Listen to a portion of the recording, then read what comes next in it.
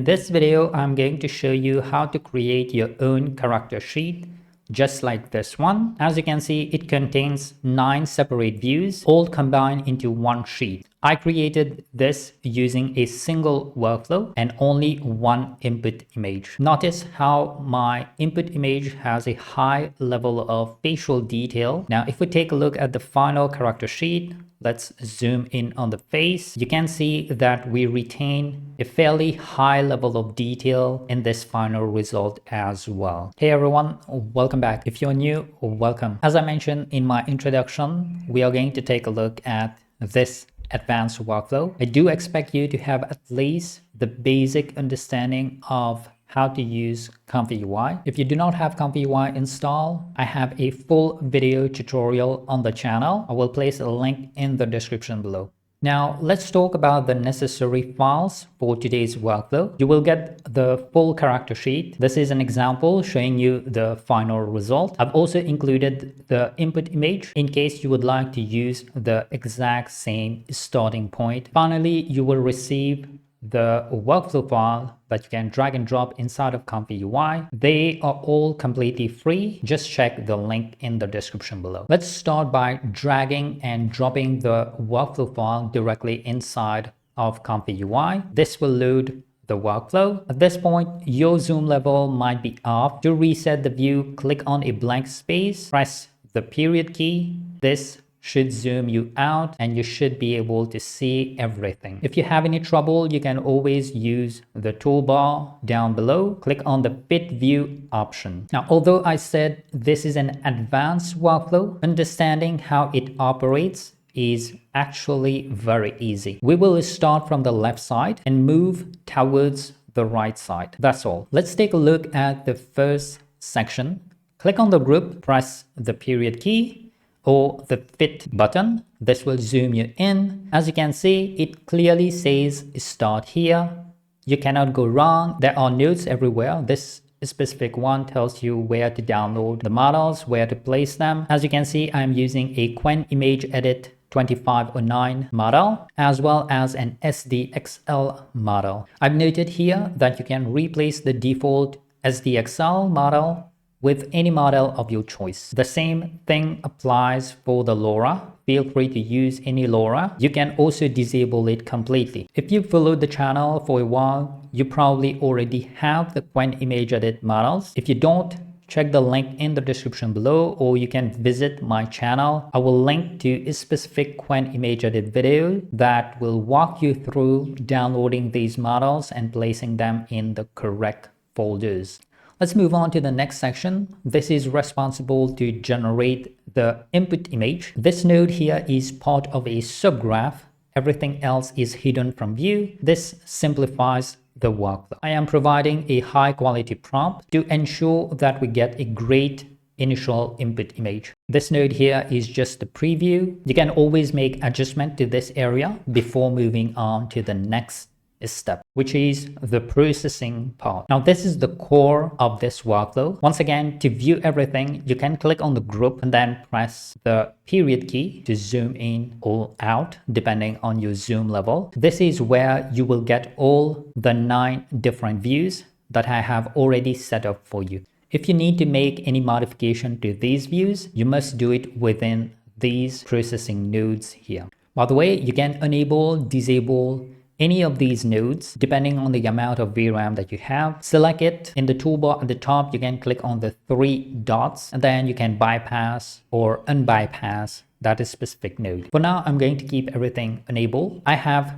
12 GB of VRAM. I am able to run everything at once. If you have less VRAM, you may have to disable a couple of these nodes to make the workflow work for you. Now, our next section is the output nodes. Once again, I've grouped it and it's labeled at the top. Make sure the outputs are enabled first before generating. Otherwise, nothing will happen if we don't have an output. Let's focus on the processing part. I have grouped this section into several distinct categories. The first one is full body shot. As the name indicates, this group is responsible for generating the full body image. If we look back, the full body shot consists of two images where the character is completely visible within the frame. You will get a front view and a back view. The next category is an action pose. This is just an example of how to achieve dynamic poses like this one. Feel free to modify this depending on what you would like to see. The next section, just below it, we have the close-up section. This entire row handles close-up shots. Right now, I am showcasing 4 different close-up shots. Below that, you will get the processing nodes for half portrait. I've included 2. You can follow these patterns if you'd like to do something similar. Now, like I mentioned, you can enable or disable any of these categories. One thing to note here is that you cannot disable the full body shot. This is the only group that must always remain active in order for the generation to continue. Let's move on to the outputs section. This is the output group. If you like to enable everything at once, you can select the group, click on the 3 dots and select set group nodes to always. This should activate all the outputs. If we compare the processing section and the output section, notice how I arrange these 2 sections to be in a similar layout. We have 3 nodes at the top row, 4 on the second, and then 2 below. The same layout is applied within this output section here. I've also included the input image if you'd like to see that and maybe do some comparison. Now, once you run the entire workflow, you will get 10 images. This image here is the input image we generated in the first section of the workflow. Then you will get the full body shot. There are 2 images, front view and the back view, and I'm sure you can make the link between the processing node that we've seen previously and these outputs here. Second row is for close-up portrait and third row is for half portrait. All right, you can see in the close-up section we have very high detail on the face. If we look closely, you can see the detail is very nice. The shoulder length hair is replicated well across all the images. The clothing is consistent everywhere. This particular case, we have jeans, and you can see the belt is also consistent. We see a little bit of the belt showing. The rest is covered, and this is in all the images. So this workflow has a very high consistency when it comes to generating multi-view of the same character. All right, let's move on to generating the complete character sheet as one single image. We'll need to move to the right side. This final section currently is disabled. You can select the group and enable it. So this section is responsible for generating the full character sheet as a single image. Currently, the preview image, you can see it is 2160 by 4352. It's quite a big, large image. It is possible that you run out of VRAM when generating this section, which is why I have it disabled by default. Like I mentioned, I'm on a 12 gigabyte VRAM card and I was able to run this without any issues. If you have any issue, I will have a tips and trick as well as improvements that you can do to this workflow based on your system. Check the timestamp in the description below if you'd like to jump ahead to those sections. Now for me, this layout made the most sense. It's easy to understand. The top 3 images are the same as our individual images that we've seen previously. These are the full body shot as well as the action pose. Then we have the close-up portrait section. This one I had to condense into a 2x2 grid to fit the layout. Just below it, we have the 2 images for the half portrait. Like I mentioned, this is a preview image. If you'd like to save the image, you can do it like the old-fashioned way. Right-click, save the image, or you can enable this save image. Click on the play button to execute the workflow, and the image will be saved. Okay, that covers the character generation workflow. You can always come back to this section, change the prompt to generate a different person. You can also make any modification to the processing part. if you like to see different views. So hopefully all of you who are experienced with ComfyUI, you can probably understand the rest of the workflow very easily. For those who need that extra help, I will walk you through the entire workflow once again, this time explaining each section, including what is happening inside Subgraphs. So if you need that extra help in modifying the workflow, this is for you. Experienced users, you may want to skip ahead. Like I mentioned, there will be a tips and tricks as well as an enhancement section. Back to the left side, let's take a look at the SDXL Epic Realism Subgraph node. By the way, if you are new to subgraphs, I have dedicated videos covering them on the channel. I have an introduction video, an advanced video, as well as an updated video. As long as you watch these 3 videos, you should be an expert when it comes to using Subgraph.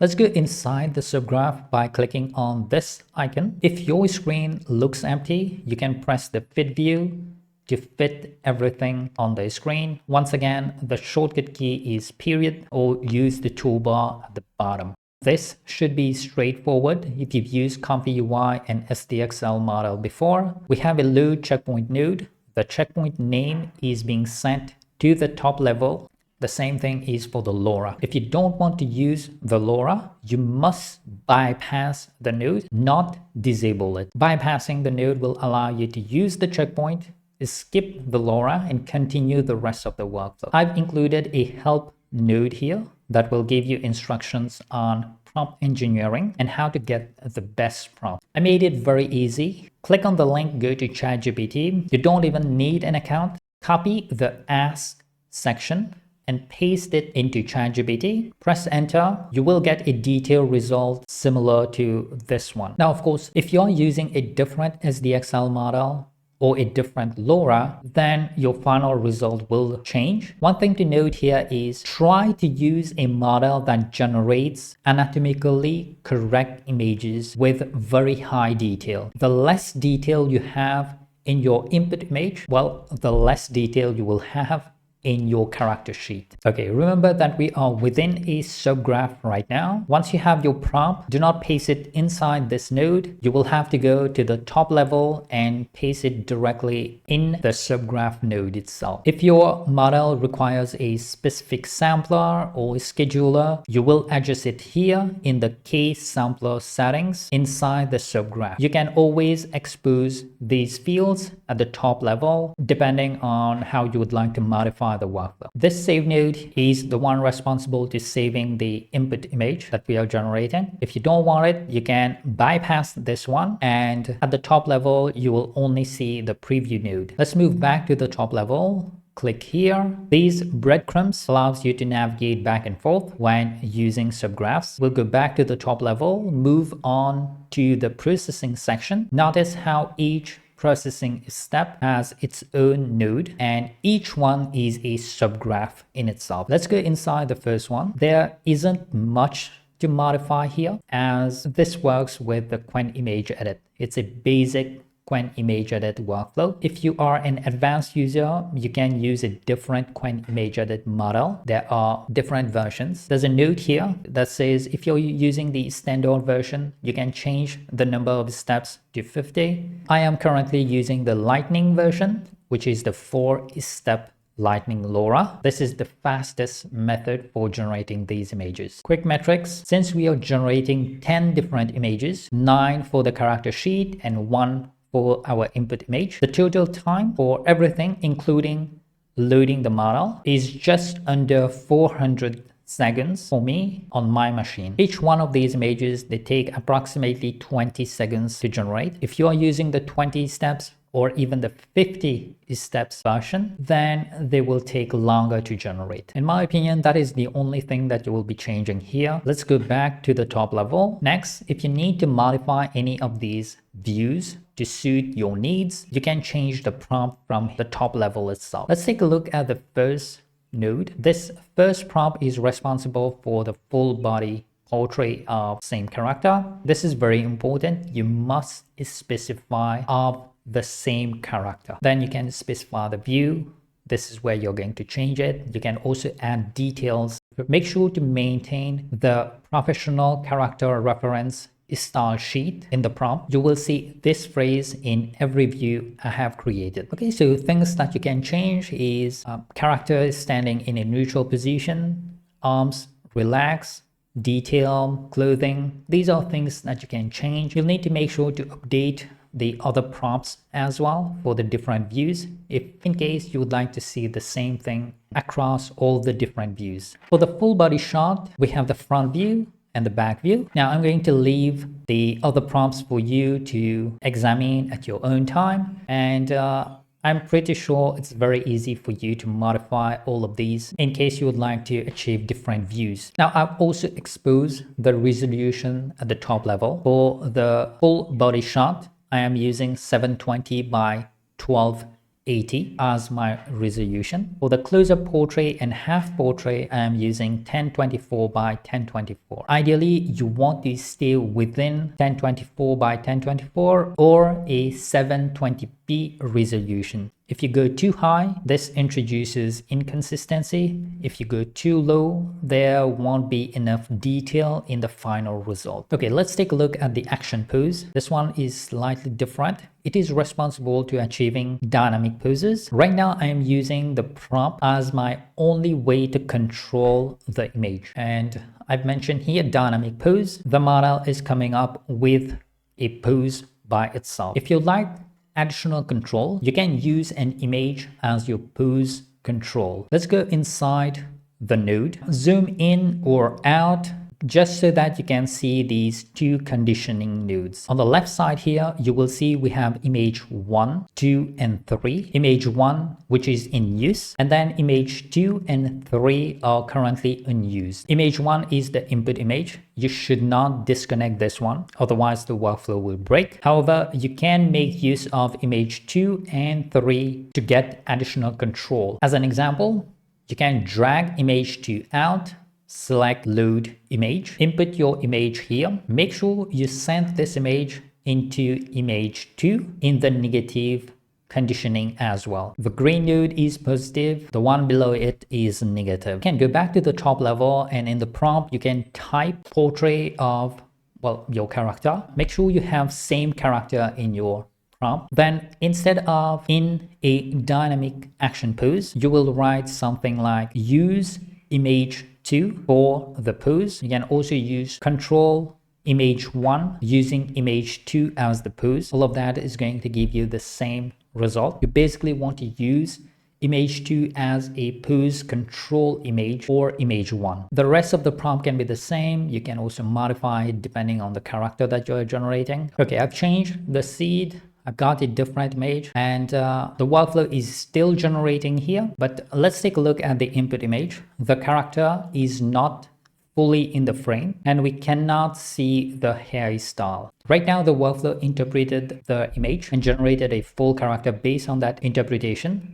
So the hairstyle may not be exactly like the input image, and it's possible that you're going to get these poor input images, whether it's your own image, a drawing that you're doing, or if you're generating one. I have already accounted for this. If your initial image is poor, let's just say a bad image, the workflow will automatically ensure that we have consistency across the generated images. Notice this, even without detail in the input image concerning the hairstyle, for the front view, it shows a short hairstyle. When generating the back view, we can see high level of consistency here. It kept the same hairstyle. All right, let's go back to that final resolution. I'm going to explain how to determine the final size as well as the dimension of the output images. Now, there's a preview here that's going to tell you the final resolution. You can see it's a black image. The resolution is 2160 by 4352. If we go to the right side here, we can see that the final character sheet, the resolution matches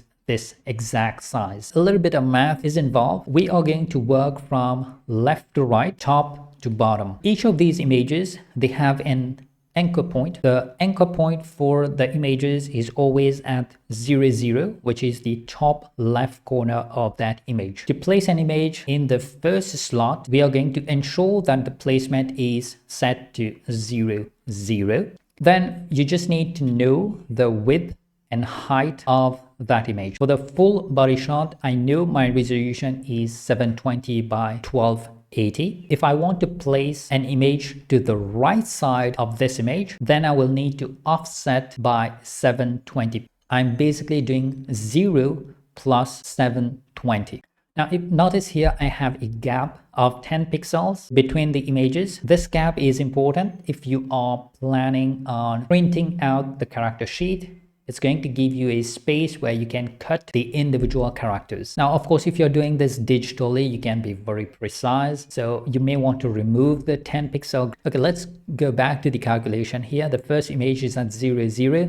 The second image, I'm offsetting by 720 plus a 10 pixel gap. So my final offset value is 730. For the third image, I'm simply doing 730, my previous value, plus another 730, which gives me 1460. This logic covers the first row. We are going to apply the same principle to all the columns and rows in the final sheet. Now, of course, if you don't want to deal with the math, you can leave these coordinates the same. Just change your prompt. Do not mess with the resolution and you should be good to go. All right, that is it for today. As a reminder, you can download this specific workflow for completely free. There will be a link in the description below. For my Patreon supporters and YouTube members, you will receive some exclusive variations and enhancement to the workflow. As a bonus for my Patreon members, I have a 1-hour video tutorial detailing how to connect this with a Krita AI workflow. So if you know how to do digital art, digital painting, you can continue enhancing inside of Krita, where you can add details like tattoos, accessories, or you can even correct the slight imperfection that can happen in one or two of the views. It was a little bit of an advanced workflow. Hopefully you understood everything. Note that when you drag and drop inside of ComfyUI, you may have to install a couple of custom nodes. That concludes today's video. Thank you for watching until the very end. Have a nice day. Take care. I will see you next time.